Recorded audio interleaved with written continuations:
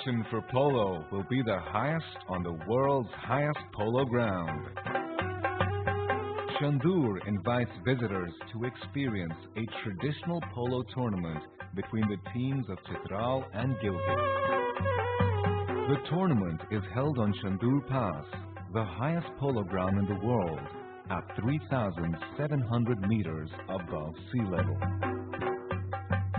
The first time a polo tournament took place on the Chandur Pass was in 1936. It is a place unique and exotic in itself, surrounded by some of the most spectacular mountain scenery in the world. The event marks the annual rivalry between the teams of Chitral and Gilgit. The polo tournament has some added attractions for the visitors: trout fishing at the nearby streams and lakes, and a festival of folk dances and music of northern Pakistan. The event in itself offers a fascinating insight into the lifestyle of the people of this region. Their culture and indigenous customs are a delight to behold for the visitors. Crystal clear lakes, snow-covered mountains, alpine flowers, and vast stretches of green grass are added attractions. Fairs and festivals of Pakistan.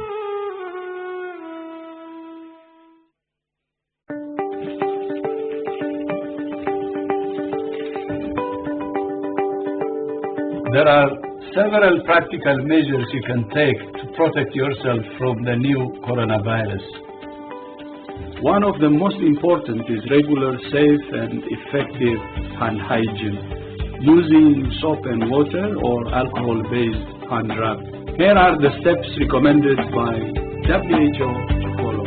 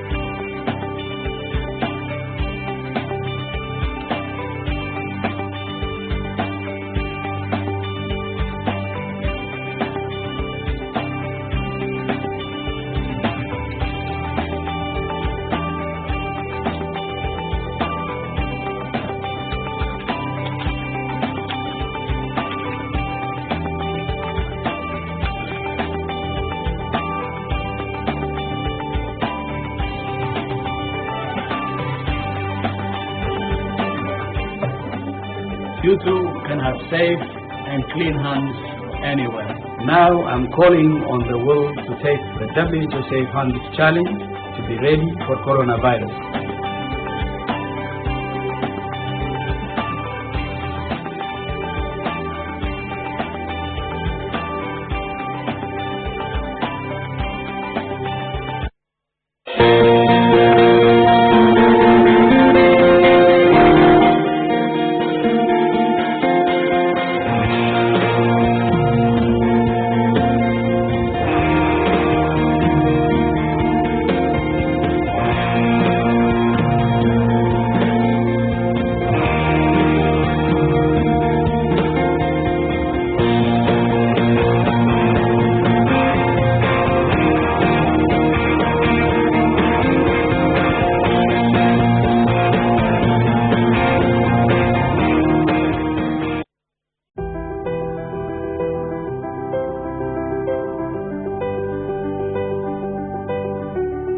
Yesterday I was clever, so I wanted to change the world. Today I am wise, so I am changing myself.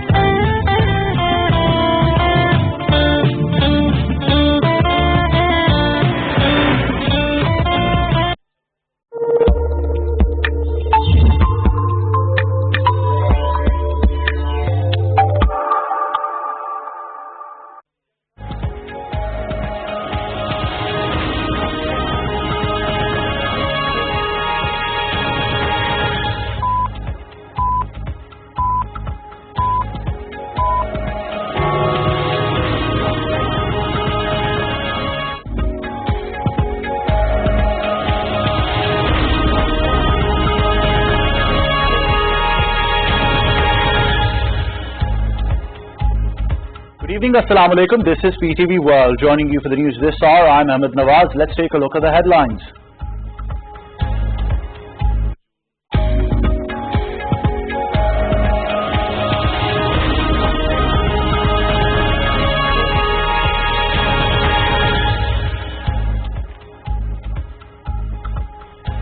Prime Minister Imran Khan grants one-year extension in date for the fixed tax regime to boost economic activity and create employment.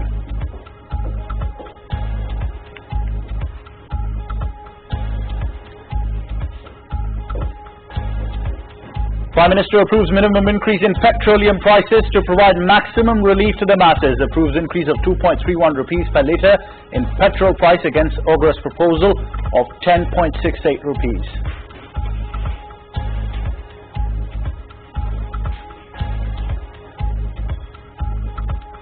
Chief Justice Gulzar Ahmed takes notice of the desecration of the Hindu shrine in Kalak District, Khyber Pakhtunkhwa, and directs a one-man commission on minorities' rights. Chief Secretary Khyber Pakhtunkhwa and the IG to submit a report on the incident by 4th of January.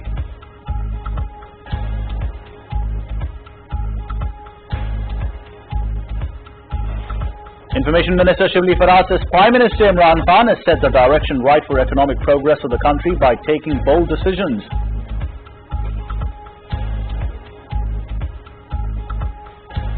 Foreign Minister Shah Mahmood Qureshi invites Japanese investors to invest in Pakistan in various fields.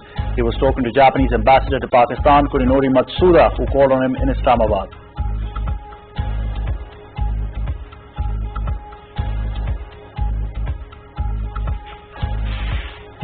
The world welcomes the new year amid strict COVID-19 restrictions. New Zealanders and Australians are amongst the first in the world to celebrate the arrival of the much-anticipated 2021.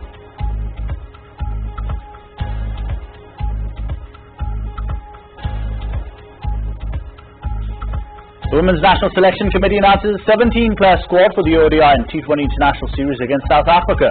Javeria Khan will lead the side in the absence of Bisma Mahrukh.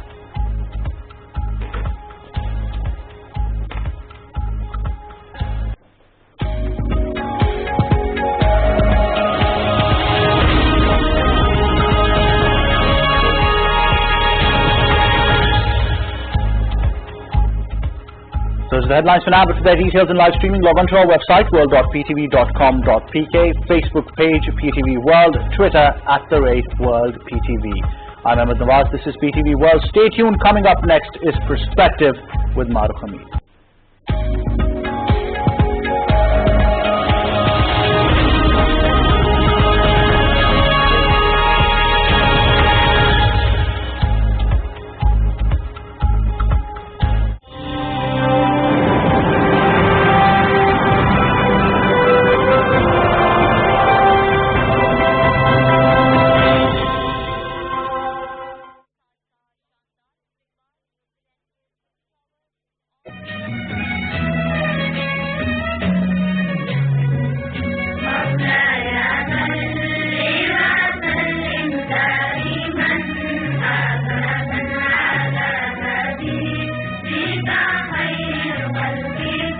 The Badshai Mosque, or the Royal Mosque in Lahore, commissioned by the 6th Mughal Emperor Aurangzeb in 1671 and completed in 1673,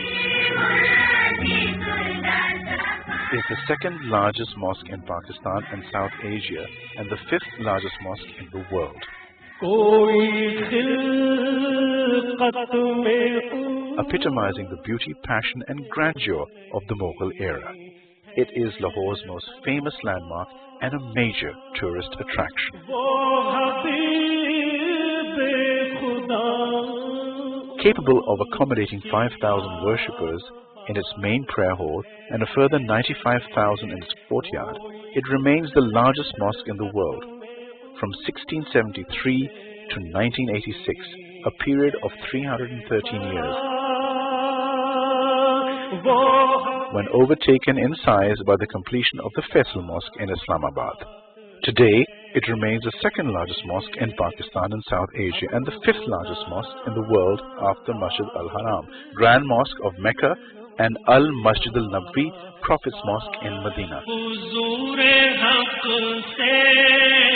The the Hassan II Mosque in Casablanca and the Faisal Mosque in Islamabad. To appreciate its large size, the 4 minarets of the Badshai Mosque are 13.9 feet, 4.2 meters taller than those of the Taj Mahal, and the main platform of the Taj Mahal can fit inside the 278,784 square feet courtyard of the Badshai Mosque, which is the largest mosque courtyard in the world. Architectural wonders of Pakistan.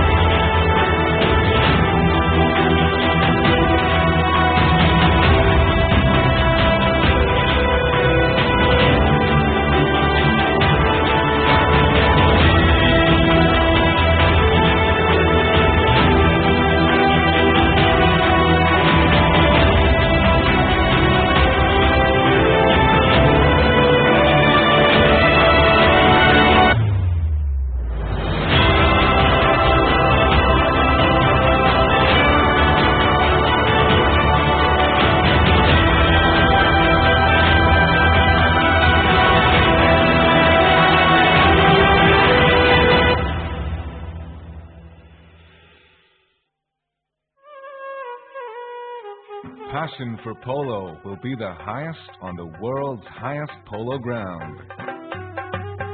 Chandur invites visitors to experience a traditional polo tournament between the teams of Chitral and Gilgit. The tournament is held on Chandur Pass, the highest polo ground in the world, at 3,700 meters above sea level. The first time a polo tournament took place on the Chandur Pass was in 1936. It is a place unique and exotic in itself, surrounded by some of the most spectacular mountain scenery in the world. The event marks the annual rivalry between the teams of Chitral and Gilgit. The polo tournament has some added attractions for the visitors: trout fishing at the nearby streams and lakes, and a festival of folk dances and music of northern Pakistan. The event in itself offers a fascinating insight into the lifestyle of the people of this region. Their culture and indigenous customs are a delight to behold for the visitors. Crystal clear lakes, snow-covered mountains, alpine flowers, and vast stretches of green grass are added attractions. Fairs and festivals of Pakistan.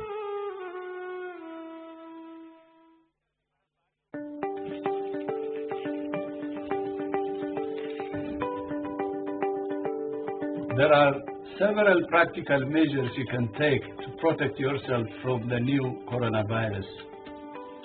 One of the most important is regular, safe and effective hand hygiene, using soap and water or alcohol-based hand rub. Here are the steps.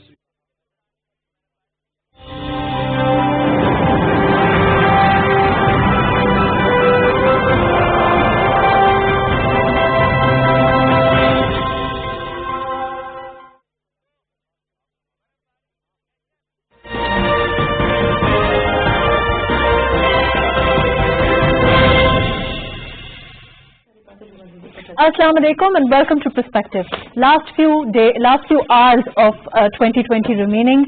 How has the year been politically? We'll be talking about that. We'll also be talking about the opposition, the cases on corruption. As far as they've been facing the case of corruption, the government, of course, has also had challenges as far as the political challenges are concerned.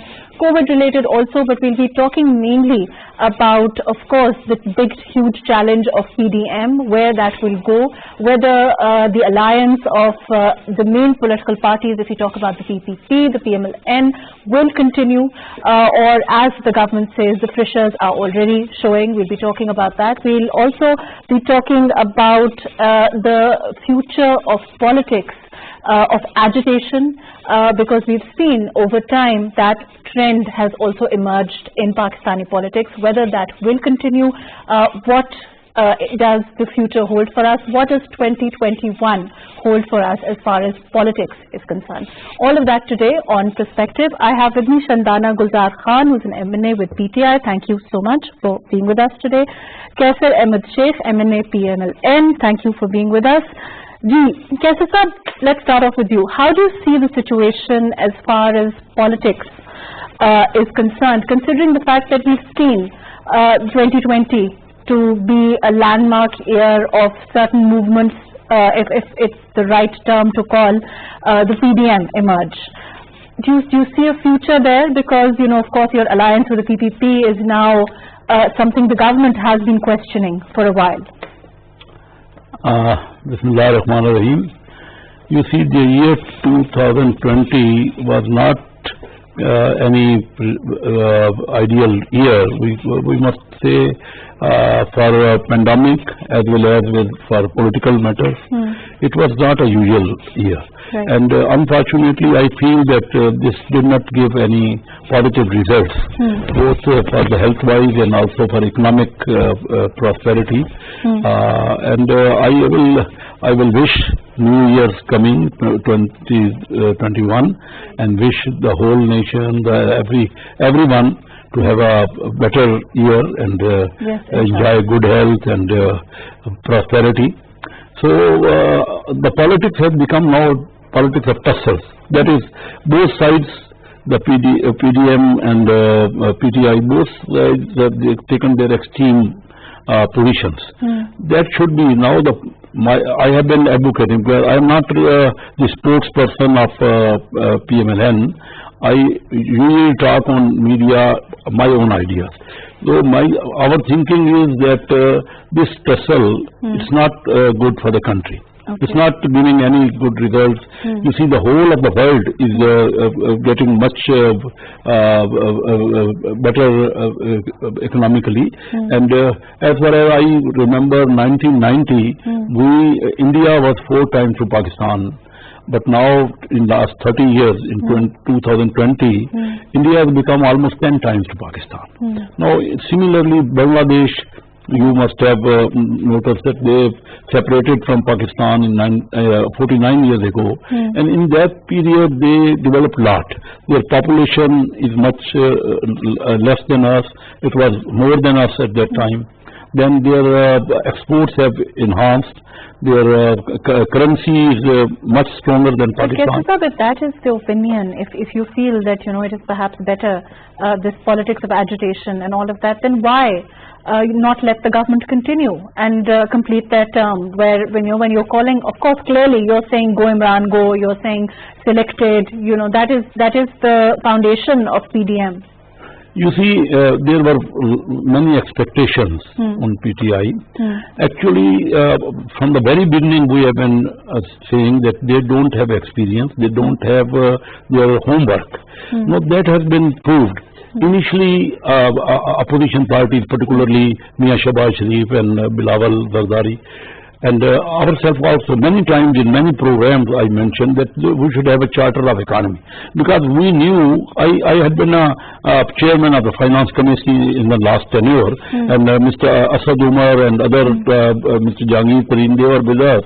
Now, we have been witnessing, because they don't, particularly Mr. Asad Umar mostly attended, so they may have a theoretical experience, they did not have the practical experience. Right, okay. So what they said, they didn't have their own work. Now you say, what can we do when they are not, they are always learning. They say we are just learning and we are coming to know about the... But is it helpful to have this kind of movement? I'll come back to you on that. I'm going to go to Shandana with this. Shandana, you know, you heard what Kaisa Saab is saying, of course, and Prime Minister himself also admitted that when the government came in, there were certain areas that they needed to, he wasn't expecting things to be quite what they turned out to be. And, you know, the issues as far as his own team is concerned, the experience, the lacking of experience, which is no secret really. In that kind of an environment, you know, is it so wrong for the PDM to now claim what they're claiming? Thank you, Mahrukh. But perhaps I'll start with your first question about the Prime Minister's admission. Right. I think it has to be appreciated. This is not something he did under duress or any compulsion, nor was there any legal obligation for him to do that. Right. This is a man which I hope the world can see is setting new standards in everything. He's called Mr. U-turn, but he has said it emphatically a number of times. If I make a mistake, I will reconsider and I will change course if that is what needs to be done. Not only does he do that, he's also saying that there are problems and I have been grappling with them. And I think perhaps, I don't know at least any leader in Pakistan's history who has the moral courage to admit mistakes. Right, Shandana, that's one thing. Right, but the moral courage of it is one thing. But this is a country we're dealing with, and of course, you know, there are millions of people and their lives at stake. So for the Prime Minister to come out and admit that, you know, there are these issues that we didn't know, then that goes back to that debate about how a more experienced PM perhaps who's been there would be better for this country. No, but then that's exactly, if you've seen the conversation. Sorry, I'm going to veer a little bit from what you said earlier and come back to your second question about PDM. If you recall, Mr. Ismail Saab, the former finance minister of the previous government, I don't know if you happened to watch his interview with Wasim Dadami, and do you know what he said? He said that the same people that we call the selectors or the establishment or the people who brought Khan into power and not the general populace, they were in agreement that we are willing to forego all the accountability, theft cases, corruption, all of that, but Khan doesn't agree. So unfortunately, it doesn't give much credence to what PDM says. They call him selected, but if he is selected, then why is he not bowing to the pressure before him? So there is that nuance which you will not see with any other experienced leader.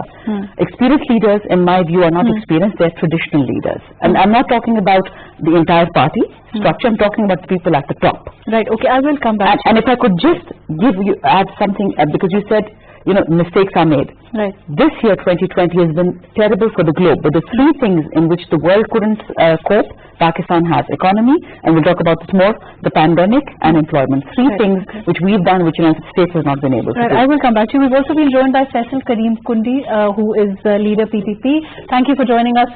Faisal Saab, as far as I hope you've been hearing what Shandana and Kaisa Saab said. As far as the PDM is concerned, you know, Mr. Ismail Saab's statement about selectors and how Khan, the Prime Minister Saab, is not willing to forego, whereas, you know, the selectors, what the PDM is calling selectors, might have been. How do you see the statement? Bismillahirrahmanirrahim. Mahrukh, I've just heard Shandana point of view, what she was saying. PDM and what about the Ismail, you have to why that I didn't get the question that selectors are not going to forgo for what? Sorry? Right. Sorry, I can't hear you. Ji. Kundi Saab, can you hear us? Yes, I can hear you. Ji, she said that Faisal Kareem Kundi Saab said in an interview that he gave to a local channel that the selectors were willing to forego the cases against the opposition. Mr. Ismail, not Faisal Kundi. Sorry, Mr. Ismail Saab said in an interview that the selectors were willing to forego the cases against the opposition, but not the Prime Minister.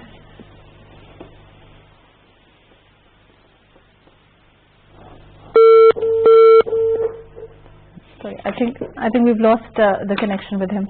Ji, Kaisa Saab, you know, the same question to you. You see, Pakistan is not a training ground. And also what I feel that the tussle between, there should be some negotiation. from the beginning we have been advocating that charter of economy should be there. Still, I feel the opportunity is there. This is no result can be given if both sides have been doing their own blames to others. But Kaisar, it's not about the charter of economy so much so as about the corruption and accountability for the Prime Minister. You see, I am very surprised to whenever Prime Minister talks about it. It is not his ball game. The courts are there. It should be the judiciary. Nobody can say that the Prime Minister is responsible for these corruptions. Now, if he should then become a judge, he should go there. The Prime Minister can, how, he is a party, he has his own party. How can he decide about corruption? I will say about him corruption, he will say about me corruption. Who will find that, who will decide about it? You see, if there are corruption cases, the courts are there. It means we don't believe in our courts.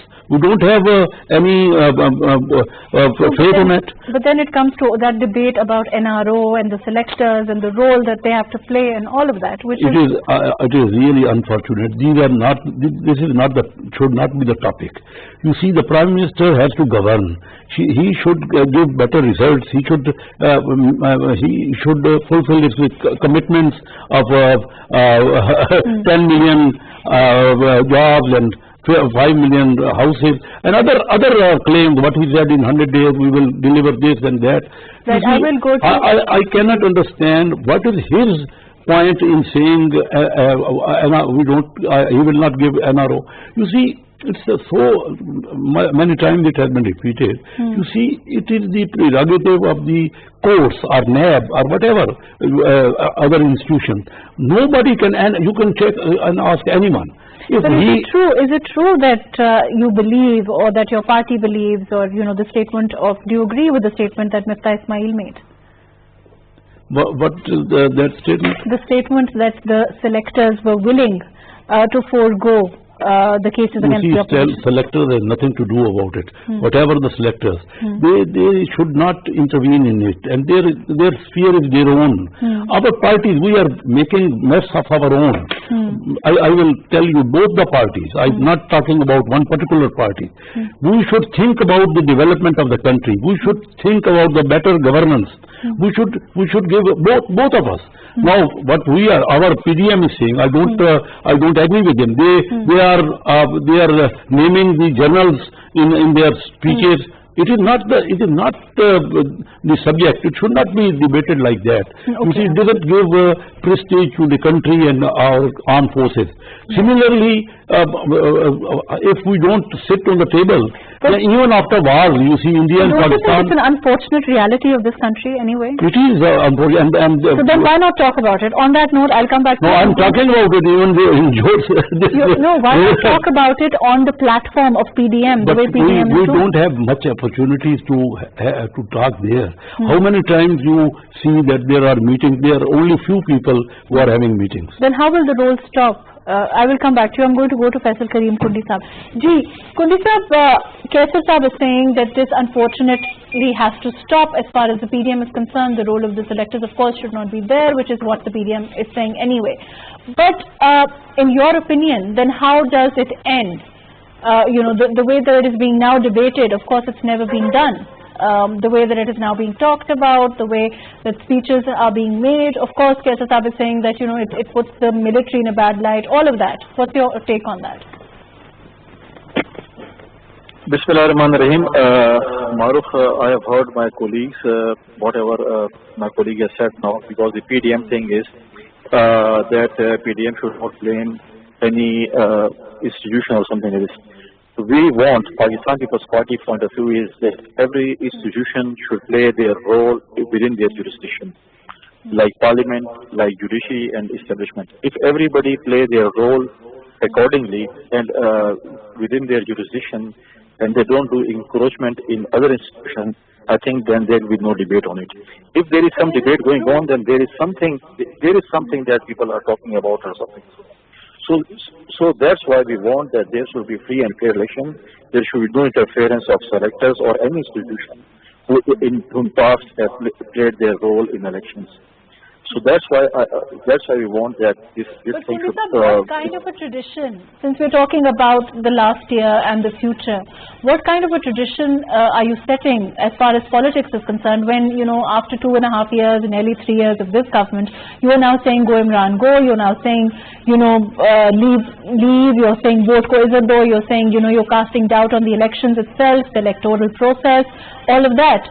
That is going to give, if for example, of course, I mean, if it's PMLN next or any other political party or the PPP, whoever, comes in 2.5 years into the government, again, another political party will raise its own issues as far as the issue of elections is concerned, as far as, the very fact that the government's performance, it can be debated in the parliament, there are forums for that, instead of coming out and telling the Prime Minister to go.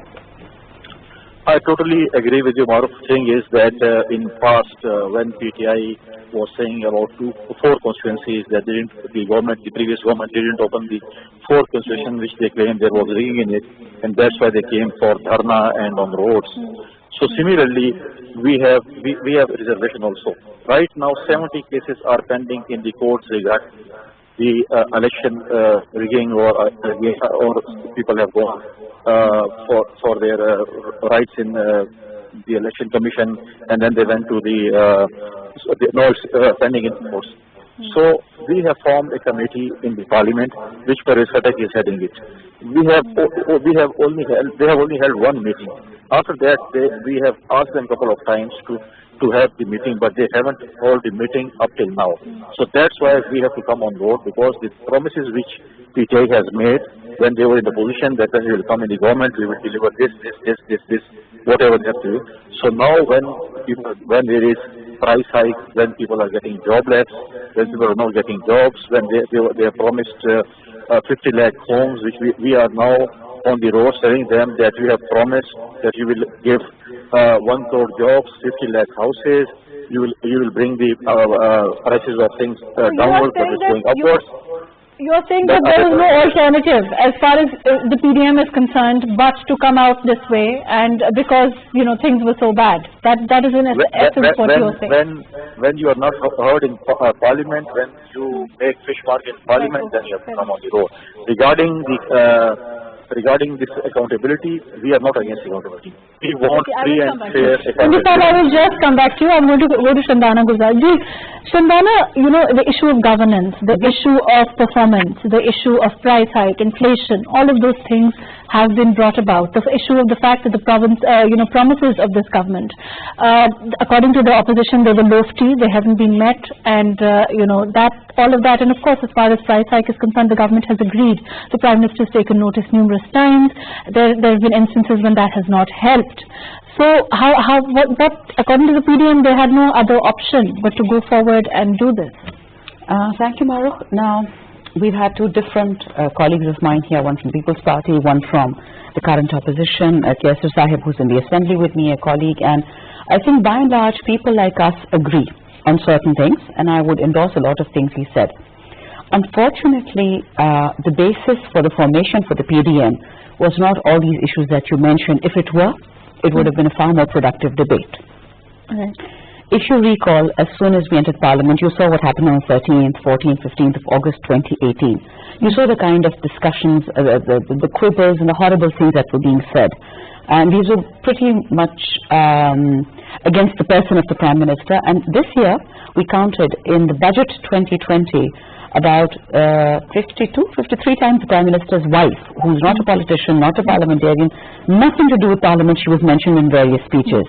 But Shandana, when you talk about the PMLN and Mariam Nawaz, there is a lot that is said from the PTI itself against her also. So it seems to be rather a back and forth exchange, which is again not a great tradition for politics in I'll give you my own example. I'm a parliamentarian, my mother's not. I'm a politician. I've chosen to put myself in the public field, and I get abused pretty much every day on Twitter and Facebook. I don't like it, but I've signed up for it. And what is that abuse? People who don't like PTI or Imran Khan or governance. And I bear it because I chose that. The Prime Minister's wife didn't. Mariam Nawaz Bibi did. Big difference. You can't compare apples and oranges. Secondly, so it's okay if they do it against no, it's never okay to abuse any man, any woman our culture, I'm sorry, for the last 40 years in politics. Do you remember the kind of things that were said about Muhtarma Shaheed Bibi? Khan wasn't in politics, I wasn't in politics. Do you remember the kind of things that were said about Maryam Nawaz by Rana Sanaullah? So all I'm saying is that filthy generation, those filthy situations, those disgusting things, those need to die out. And rather than putting the blame game, I agree, let's start somewhere. But let me just come back to the issue. 2020 was in the shadow of the pandemic. We, unlike previous governments, were the only one. We were not doing so well before the pandemic. After the pandemic, we learned from our mistakes and we picked up so quickly. Look at all the countries in the region. Look at your neighbor India. Look at Iran. Other than China, that's a superpower. On the employment, which is the livelihood issue, on containing the numbers in the pandemic. Of course, you can't escape the pandemic. Everyone has it. And thirdly, unemployment or employment for that matter, has never been on anybody's agenda, at least as long as I can remember. I'm a trade lawyer, not a trade economist. But let me come back to the questions that you were and Kaisar Saab were discussing, the depth of them, PDM. PDM to me stands for two things. One of them not so good, one of them could be improved. The essential thing that we stand for, the leadership of the PDM, not all the parties, is royalty, the rights of succession to their children. That is not a democracy. It will never be a democracy. Those are simply royalties. They simply want to hand over the country to their children. That's not going to happen in my lifetime, your lifetime. You wouldn't allow it, I wouldn't allow it. Why not you as the Prime Minister of Pakistan? What's wrong with you? Just because you and I don't come with a certain last name, we could never be the head of a party or the head of this country? Second issue. This issue is untenable. The second one, which is NAB reform and accountability. Yes, there's a lot of room and space for dialogue over there. Whether PTI squandered the opportunity or whether the opposition wasn't willing, I frankly don't know. I'm never in those high-end negotiations. What I do know is the following, that what we witnessed, that every time there was some important legislation like FATF to be passed or other things that were important for the country, even in issues like Pulwama and Kashmir, we would see a haggling, a bargaining process happening. Again, not all members of PMLN, not all members of JUI, not all members of People's Party. Certain people simply couldn't wait for the process to be over. And so that's what led to the bad blood, in my opinion. That's where the mistrust came in, and that is where we need to work now. Right. Kaisar Saab, do you agree with that? You think that, as far as the issues are concerned, the issues of accountability, NAB, all of that, of course, we've heard what the government has to say about the amendments that were proposed. Shahzad Akhtar Saab said that, as far as discounting the time period, discounting, in some cases, discounting some years, 5-year period, all of those that were proposed by the opposition were effectively, according to the government, giving an NRO to them. You see, the first thing is that Prime Minister never gave importance to the Parliament. He mentioned that every week he will come and respond to the opposition. From the very beginning, he did not care about the opposition, and he should have extended his hand of cooperation. Do you think that hand of cooperation was extended by the earlier Prime Minister, your Prime Minister, Mia Nawaz? Even if you, once again, it doesn't mean he wanted to bring the change. You see, if there had not been a tradition, he himself mentioned that I will continue with this tradition.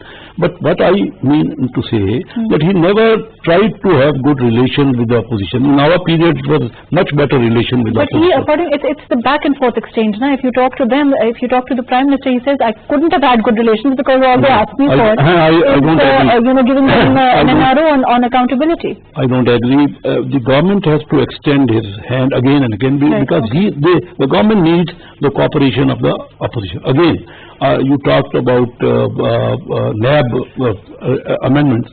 I had a chance to debate in the NAB amendments in Finance Committee. You see, many amendments were made against the business people. It was not in the business. They want to get control of all these matters. You see, this is not giving incentive even to the foreign investment. You see, we are lacking the foreign investment. So what, you see, whatever was the position, NAB, I asked categorically in that meeting that if something FATF condition, IMF or any other FATF agency, they asked for the amendment. You see, many of these amendments were only to give strength to the government, just to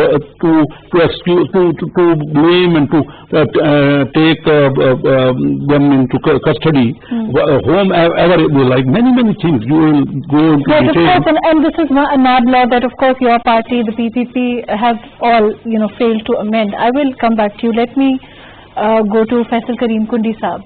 Kundi Saab, let's move on. Let's talk about the PPP and the PMLN, which are very much the main part of the PDM.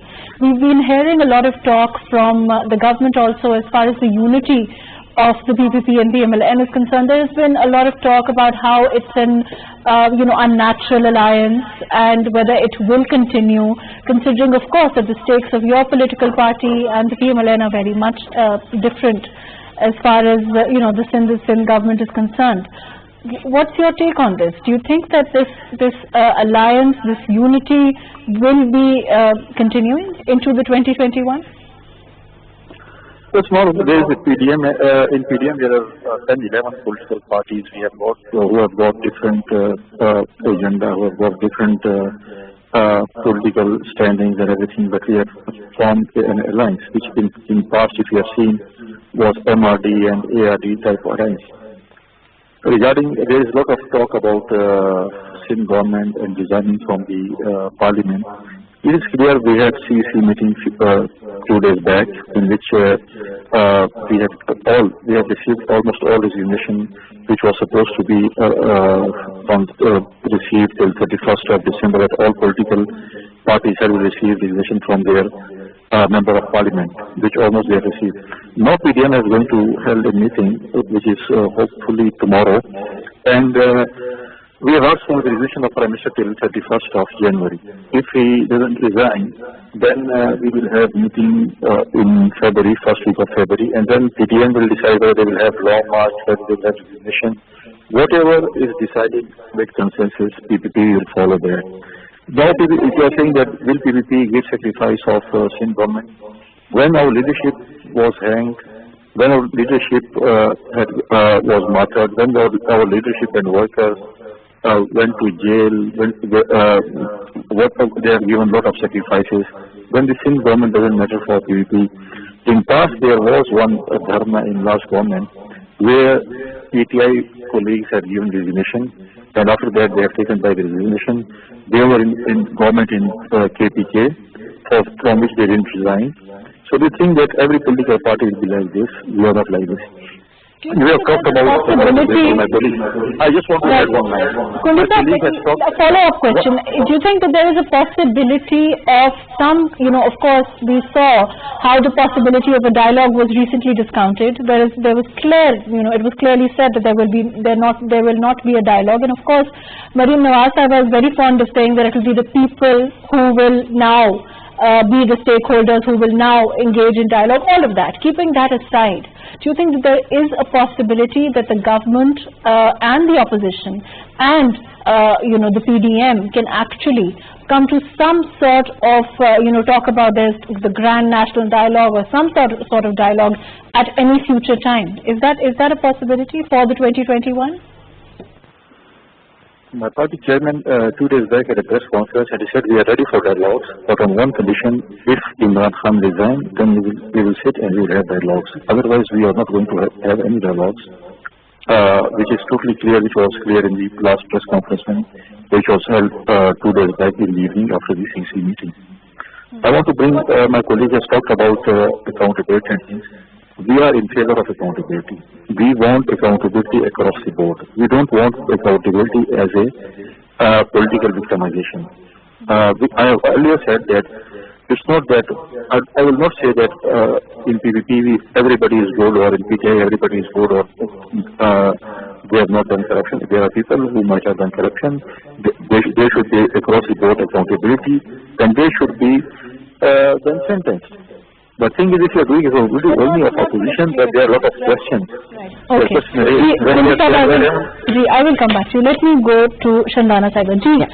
Shandana, according to, again, it comes down to that point about how, there can be a dialogue, but political victimization should stop, across the board accountability, all of that.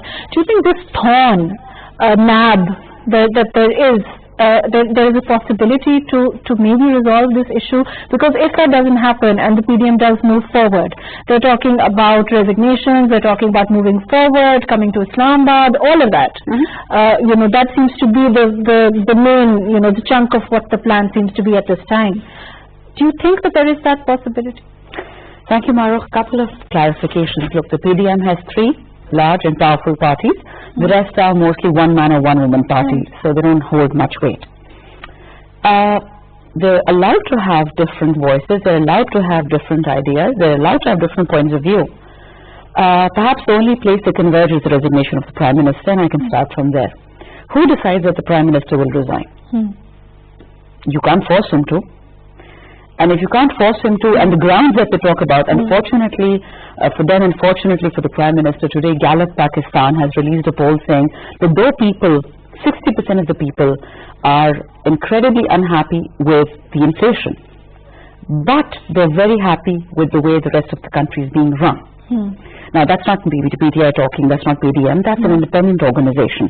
So clearly, the people are not out marching on the streets. We have this controversial group called the PTM, which is not an elected party. It's not registered with the Election Commission of Pakistan. And nobody's been able to stop their dialogue. There's in social media, they're everywhere, right? I can assure you that if people were against Imran Khan, nobody could stop them from coming out on the streets. What if they do come out on the streets? Then they will come out and then our government will go. But what I'm trying to tell you is the following. These are political.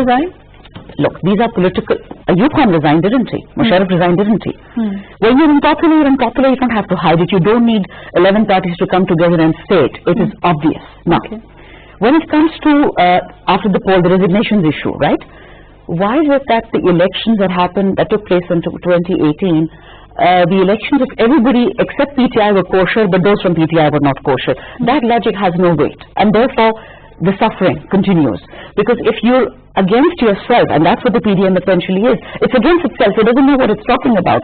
Clear your narrative, tell us what you want. Now, as for the NAB reform, the main question. I'll give you one preposterous request from one negotiator from the PDM side. It was not PDM at the time. They said that any theft or loss of to the national exchequer, less than ₹1 billion should not be counted as ripe for a NAB case. That's ₹1 billion of mine and your and taxpayer money. Why should that not be considered as corruption? Okay, another suggestion which came forth was that if we have assets abroad and we can provide no paper trail, even so, that should be left out of the ambit of NAB, because NAB is a Pakistan-based organization. Well, that goes your entire embezzlement and money laundering. All I'm saying is, this entire PDM is about NAB reform, and let's talk about it, let's be clear about it, let's sit down and talk what is acceptable, what is not acceptable. The NRO issue is essentially to wipe out the cases. That's not going to happen, we know that. If it raises the temperature of the country even further, I guess it just shows that traditional politics versus new politics. Whoever's traditional in our party will also, I think, hit the ground and they'll have to disappear. Right, but Shandana, if you look at the statistics at this time, the people under investigation as far as the opposition is concerned and the government, I mean, there's clear discrepancy there. And also, if you look at the way that the NAB is now prosecuting the case, the cases, unfortunately what happens is that most of the investigations do fall flat. So whereas all these assertions may hold some ground, when you actually take, talk about the opposition, somehow they fail. You talk about Hamza Shehbaz Sharif, you talk about Shehbaz Sharif Sahab, it's been more than a year or so that they've now been in jail. And the NAB should have come to some sort of conclusion that prosecution we should have seen. If there is, some sort of truth to the allegations that NAB is now prosecuting, then they should have been proven by now. Okay. So I'm glad at least you and I are on the same page that this is all about NAB reform. PDM, it's not about governance or inflation or any of that. It's essentially about NAB reform. Now, if you recall, it was these two parties that were using NAB law against each other. It wasn't us. Both of them had their chances and plenty of chances to change the law while they were in power. They refused to do so because it was convenient not to do so. But let's do it now. Okay, I agree. Let's do it now.